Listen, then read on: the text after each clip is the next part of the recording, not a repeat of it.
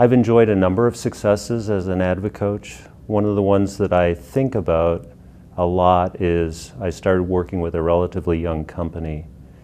And when we started working, their sales had plateaued and they were getting frustrated with that plateau in their sales numbers, how the sales numbers were working against what they had forecasted.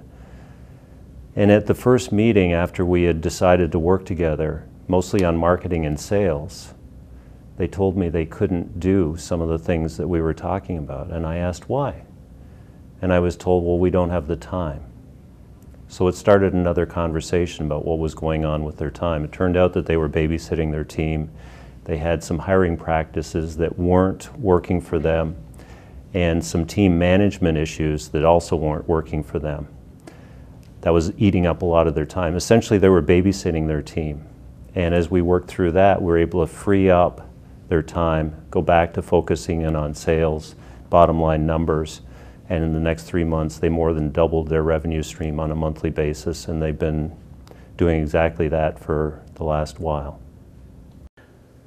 You know, one success story that I will share with you is a story that is a lot of fun. There's you know, obviously several, but you know, there's a success story of a chiropractor client of mine who's been a client for about 4 years now. He is a young guy, you know, a Gen Y guy who's about 32 years old, I believe. And he and his wife came to me and learned a little bit about me and came to me and said, you know, I am a very good chiropractor. I went to the best chiropractic school in the country. I feel that I have the latest and best modern chiropractic techniques of anyone in this geographic area. And you know, and so I know that I'm confident in my abilities. But they didn't teach me anything about business in chiropractic school. And that quote has stayed with me for a long time because it showed that he, first of all, had the awareness to know that he wasn't you know, competent in all areas of the business that he was trying to build. And frankly, the fact that his wife was involved in that discussion also said that from a standpoint of building a family and having the business as a driver of their, you know, of their life, that was important to them. So we really started in a number of ways, with a lot of early stage businesses. We work on marketing and sales, and he grasped those concepts very well, became very proactive in his marketing approach, both proactive and broad in his marketing approach. He started to put a team of people together, and he has a small team of very competent individuals in his practice today. He has grown to a point of being physically saturated. He is actually now the bottleneck in his business because as a single doctor, he's not able to handle more clients.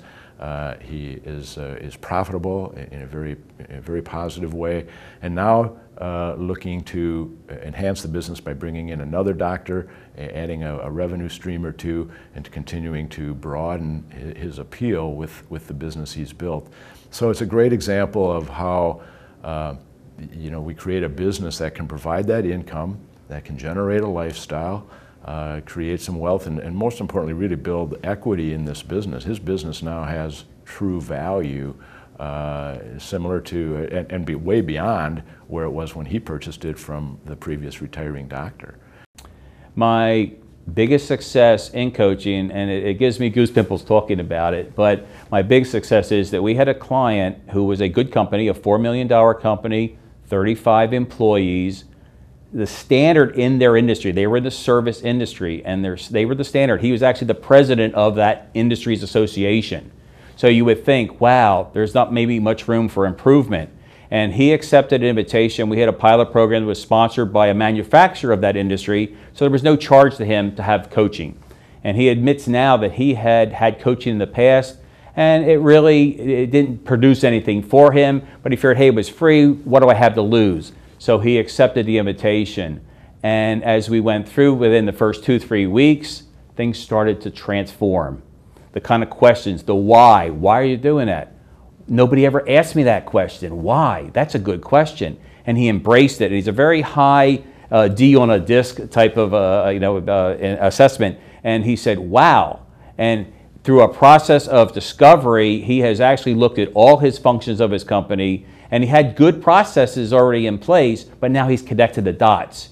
His whole organization, the culture, is starting to evolve into this high-performance organization where they're producing, the people love him, the customer loves him. And the other thing is, when we went into the sales end of it, and I was reviewing his sales collateral, it was all about them. It wasn't about the benefit to the customer.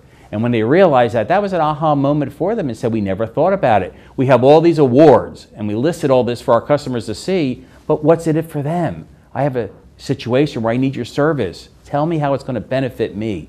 And when they realized that, things really started to turn. We have a saying with that group, they're 1% vision and 99% alignment, and they truly are. Their entire organization, from the receptionist to the service technician to the owner, are all on the same page. And they were a $4 million business, as I mentioned. They're well on their way over the next 3.5 years to becoming a $10 million business. So they followed everything that we presented to them with an open mind.